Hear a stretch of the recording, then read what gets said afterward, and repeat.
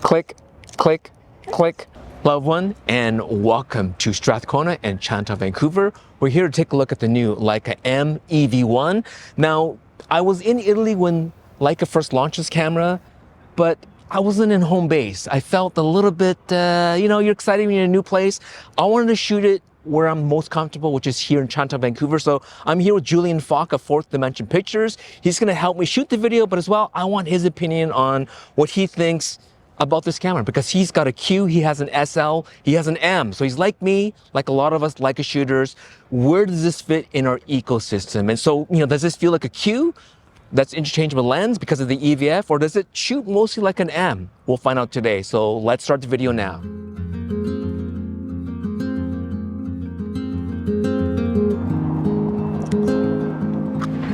Don't fall. Being able to shoot and then view without having to take your eye off the camera is awesome. Like this, and now you can view it. And you can punch in, look at the photo, punch back out, and then keep on shooting. So I love the 21mm Super Angulon, but it's f4. The reason why I like this lens is it has a 0.4 minimum focus.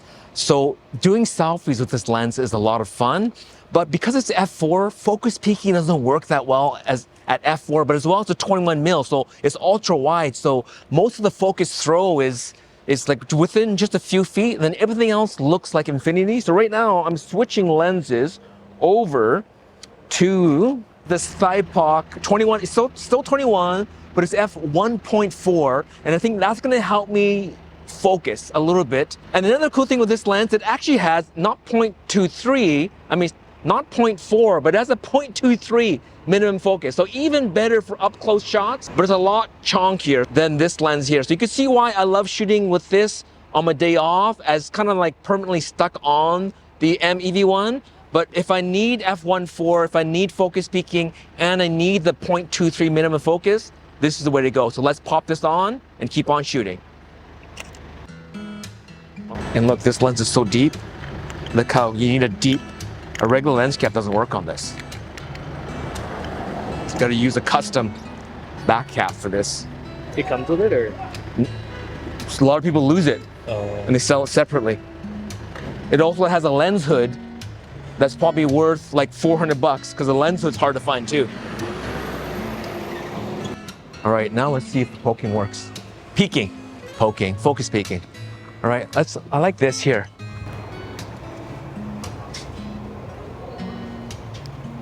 It's very dark there. All right.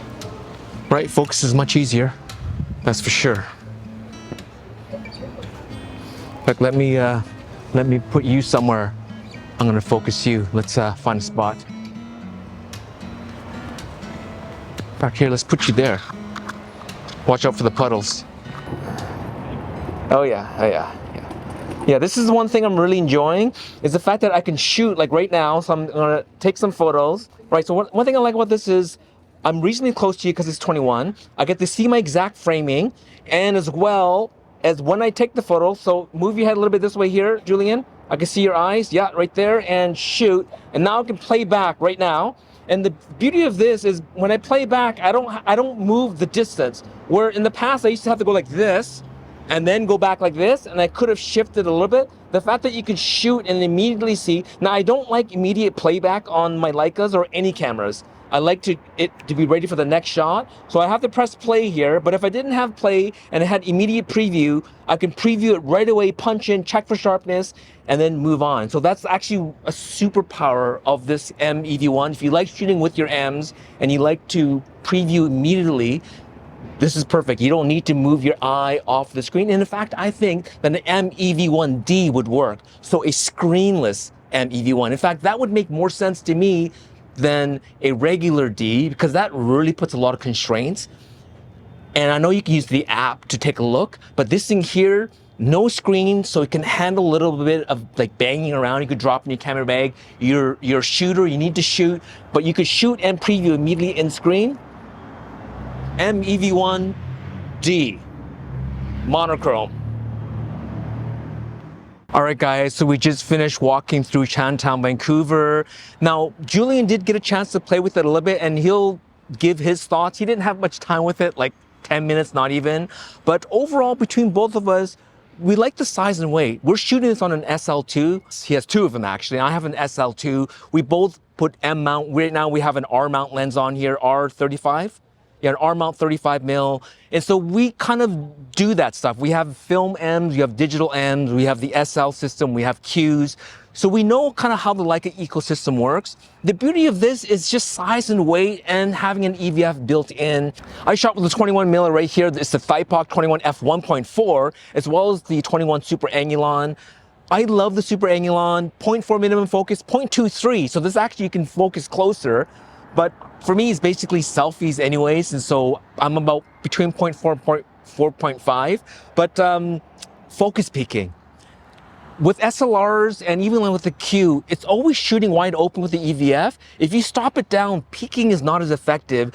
I'm used to scale focusing. I'm used to like looking down going, okay, Julian's about 7 feet. I set this as 7 feet and then I just shoot, stop down to f5.6, f8, Julian's in focus.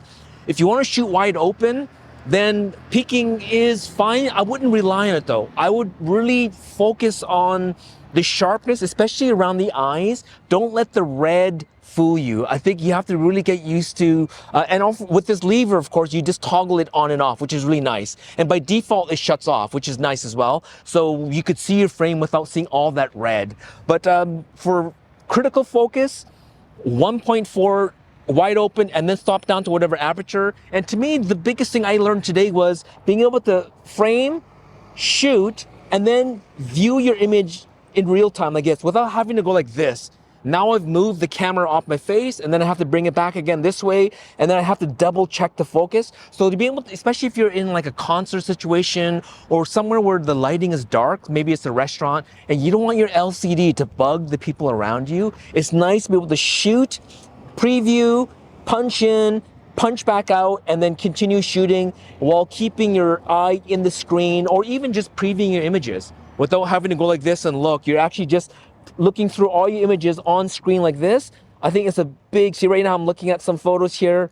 Perfect, punch in, right here, heart, sorry, not heart, star the image, move on to the next shot, all through the EVF. So I think one of the obvious questions to ask, as Julian mentioned, because we also both have X Pro 3s. I love my X Pro 3. To me, the X Pro 3 is the best middle ground to give you a rangefinder-like experience using an optical viewfinder with the help of an EVF and be able to switch between EVF and OVF and having autofocus. The biggest advantage of having something like this is that it's full frame. And so if you have a whole bunch of Leica glass and you're adapting to the X Pro 3, that's great, but you're getting that crop factor. And so if you like to shoot wide like someone like me, my 21 becomes like a 32 mil. So you lose the effect of these lenses. Fujifilm does not natively make manual focus lenses. And part of shooting with rangefinder and shooting with M is just the tactility and the fun of using a manual focus.